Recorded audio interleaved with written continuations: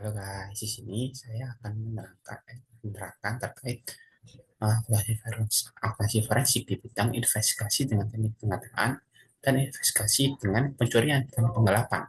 Nah, untuk investigasi dengan teknik pengadaan sendiri merupakan salah satu teknik investigasi dengan melakukan analisis pengungkapan hingga proses penyikapan digunakan untuk mendeteksi fraud atau kecurangan dalam tahap pengadaan. Nah, dalam tahap pengadaan ini dilakukan bisa terindikasi sebuah kecurangan itu dikarenakan yang pertama yaitu dengan adanya pengadaan ini sangat berisiko sekali terjadinya kecurangan seperti itu adanya pemalsuan dokumen-dokumen terkait pertanggungjawaban dari apa dana-dana yang diadakan terkait misal nih saya merupakan salah satu orang di organisasi yang itu berfokus di sektor publik, di mana organisasi sektor publik itu dananya berasal dari pengadaan kepada atasan-atasan alat data usaha negara lah namanya. Nah, saya mengatakan sebuah program kerja, di mana program kerja tersebut merupakan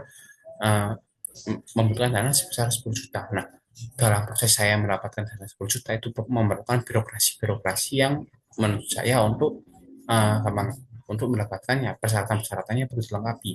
Nah, dalam melakukan persyaratan-persyaratan yang melaksanakan yang melaporkan pertanggungjawaban terkait dana yang dikeluarkan oleh uh, negara tersebut terhadap apa yang sudah saya lakukan sangat riskan sekali terjadi yang namanya pemalsuan atau bisa dikatakan fraud atau kecurangan yang dilakukan oleh oknum-oknum tertentu seperti itu. Nah, dalam prosesnya investigasi dengan tanda pengadaan ini memiliki tiga tahap investigasi, di antaranya yaitu yang pertama yaitu tahap pretender. Nah, tahap pretender ini dimulai di investasi di sini yaitu mengidentifikasi sebelum kita mengatakan dokumen-dokumen yang kita perlukan untuk mengatakan itu kita investasi dulu di mana kita mengidentifikasi terkait kebutuhan-kebutuhan yang diperlukan apakah itu sesuai dengan program kerja atau proyek yang kita ajukan terus spesifikasi terkait barang-barang yang kita butuhkan apakah sesuai dengan harganya hingga anggaran biaya itu uh, masih relevan nggak masih apa namanya masih sesuai nggak dengan harga dengan kebutuhan-kebutuhan dengan spesifikasi yang sudah tertera itu masih relevan nggak dengan apa yang dianggarkan seperti itu. Jadi di tahap perdana ini seorang investigator atau di sini sebagai akuntan forensik itu menganalisis bagaimana apa saja yang dikeluarkan atau apa saja yang dibutuhkan apa saja atau terkait menganalisis terkait dokumen-dokumen dari si pengaju dana ini apakah sudah sesuai dengan kebutuhan, spesifikasinya sudah lengkap, sudah sesuai anggarannya, dan juga masih relevan terhadap apa yang diasukan dan dapat dipertanggungjawabkan pada akhirnya nanti. Nah, untuk tahapan yang kedua itu terkait penawaran dan negosiasi, di mana untuk penawaran dan negosiasi ini terdapat beberapa apa ya, terdapat meliputi analisis terkait metode tender, di mana bagaimana cara si si pengadaan si orang yang ingin mengajukan dana ini memilih tender. Misal nih, saya dari perusahaan mau membuka tender nih, investor tender untuk masuk di dana saya. Nah, saya memilih tender ini tuh ada nggak hal-hal ini yang menyebabkan saya ini memilih tender ini? Terus evaluasi penawaran ini di mana penawaran-penawaran yang mereka berikan kepada kita dan yang kita berikan kepada mereka itu masih dalam kutip normal, teman-teman. Hingga penetapan pemenang, siapa sih pemenang tender ini? Misal, saya dari organisasi yang itu berada di seperti yang saya bilang di awal. Nah, untuk saya memperoleh yang namanya dana, itu saya memerlukan tender di biaya eksternal misal namanya. Nah, ketika saya membutuhkan itu otomatis saya harus jelas nih apakah tender ini sesuai spesifikasi dan bisa harus sama-sama deal terhadap penawaran tanpa ada embel-embel lain seperti misal tender ini saudara saya, oh saya ambil dari ini aja dah. Nah, investigasi ini yaitu untuk mencegah hal dari seperti itu adanya adanya kolusi di situ, adanya kecurangan di situ, sehingga tahapan penetapan tender ini itu bisa dikatakan adil dan sesuai dengan kebutuhan-kebutuhan proyek yang kita ajukan seperti itu teman-teman. Nah, untuk tahap yang ketiga itu pelaksanaan dan pelaporan. Untuk pelaksanaan pelaporan sendiri sesuai dengan apa yang tertera di sini, yang kita analisis yaitu terkait penyerahan barang atau jasa, di mana dari anggaran yang sudah diajukan tadi, otomatis kita perlu merealisasikan anggaran tersebut berupa, misal saya punya proyek 11 juta untuk membangun sebuah jalan tol, misal. Nah, dalam membangun jalan tol ini, barang-barang yang saya realisasikan itu harus sesuai dengan harga yang tertera di anggaran awal, sehingga tidak terjadi, sehingga bentuk apa ya, sehingga eh, kita tidak bisa, sehingga orang yang itu, semisal ada nih membeli aspal, di anggarannya itu aspal sebesar 10 ton. Nah, di situ ternyata di realisasinya itu hanya sebesar 5 ton. Nah, investigasi ini yaitu untuk mendeteksi hal-hal yang seperti itu. Penyerahan barang jasa atau pengadaan barang atau jasa tersebut itu sesuai dengan apa yang dianggarkan. Mulai dari nominalnya, mulai dari kuantitasnya, kualitasnya itu sesuai dengan apa yang dianggarkan di awal seperti itu. Nah, lalu setelah itu kita juga seorang investigator atau akuntan akuntan forensik ini juga menganalisa terkait pembayaran. Pembayarannya dalam bentuk apa? Apakah itu terdapat juga terdapat kecurangan di situ. Misal nih, aku membayar ada seorang eksekutor nih terkait proyek. Nah, itu dia membayarnya itu menggunakan, dia membayar sebesar 5 juta. Namun yang dianggarkan itu 1 juta.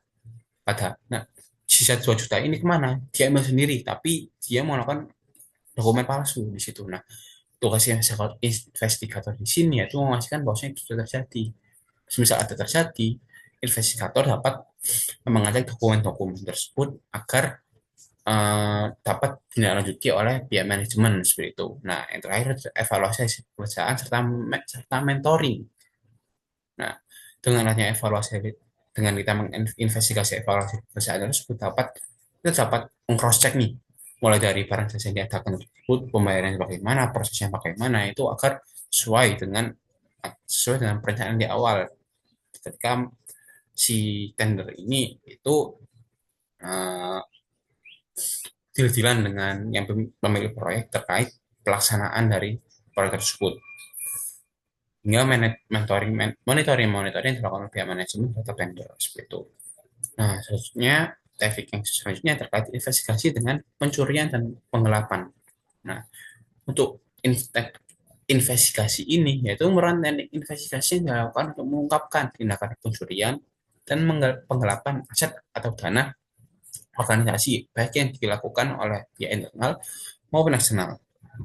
Nah, teknik ini berfokus pada proses analisis bukti, identifikasi pelaku, serta penilaian terhadap kerugian yang timbul akibat tindakan tersebut. Nah, tidak berbeda dengan teknik waktu pengadaan, teknik investigasi dalam pencurian dan penggelapan ini pun sebenarnya sama, yaitu untuk mendeteksi adanya kecurangan-kecurangan dalam berjalannya sebuah program seperti itu dengan menganalisis bukti, identifikasi pelaku, serta penilaian terhadap kerugian yang ditimbulkan akibat tindakan-tindakan yang dilakukan oleh oknum tersebut. Nah, dalam prosesnya, investigasi dengan teknik pencurian dan penggelapan memiliki 3 tahapan utama. Yang pertama, deteksi tahapan awal, yaitu meliputi identifikasi indikasi kehilangan, ketidaksesuaian dan laporan kecurangan. Dalam tahap awal ini terdapat 2 skema fraud yang umum ditemukan pada tahap deteksi awal. Yang pertama yaitu pencurian fisik, di mana dapat dicontohkan seperti pengambilan kas, barang, atau aset tanpa izin. Bahkan pemakaian aset pun dapat di pemakaian aset tanpa izin itu pun dapat dikatakan sebagai pencurian fisik. Nah, yang teknik bentuk skema fraud yang kedua yaitu penggelapan administratif, yaitu manipulasi dokumen atau catatan akuntansi untuk menutupi pengambilan aset. Nah, sebagai contoh, ketika saya ingin saya butuh uang 5 juta untuk keperluan sehari-hari. Nah, saya nggak punya pegang uang, tapi saya ditanggung jawab oleh perusahaan untuk memegang proyek. Nah, saya ada sekitar 20 juta uang kas di rekening bank. Nah, di situ saya ambil 5 juta dulu nih, tarawis buat saya bayar lagi. Bayarin aja, saya awasi dulu. Nah, itu merupakan salah satu pengelapan administratif, teman. Dengan memasukkan dokumen-dokumen terkait nota-nota pemakaian dan sebagainya. Padahal itu saya lakukan untuk proses sendiri, bukan untuk keperluan proyek perusahaan itu. Nah, untuk tahapan yang kedua itu tahapan pemeriksaan dan analisis yang meliputi pemeriksaan dokumen, wawancara pihak terkait, analisis transaksi serta verifikasi fisik aset. Nah, pada tahap ini saya bilang malah cross check lagi nih terkait misal si investigator atau akuntan ini mengecek atau mendata bahwasanya aset-asetnya yang di dalam perusahaan ini udah benar nih, udah benar yang dilaporkan dengan kondisi fisiknya. Nah, di sini pemeriksaan ini yaitu dengan mengcross check kembali terhadap apakah benar-benar bahwasanya perusahaan ini sesuai dengan apa yang dilaporkan. Misal nih, di gudang kondisi bersih dan aspeknya sesuai yang dilaporkan. Nah, tapi ternyata ketika kita wawancara kepada si penanggung jawab di gudang itu, ini semuanya ternyata ada beberapa indikasi, Pak, bahwasanya ini baru diisi kemarin.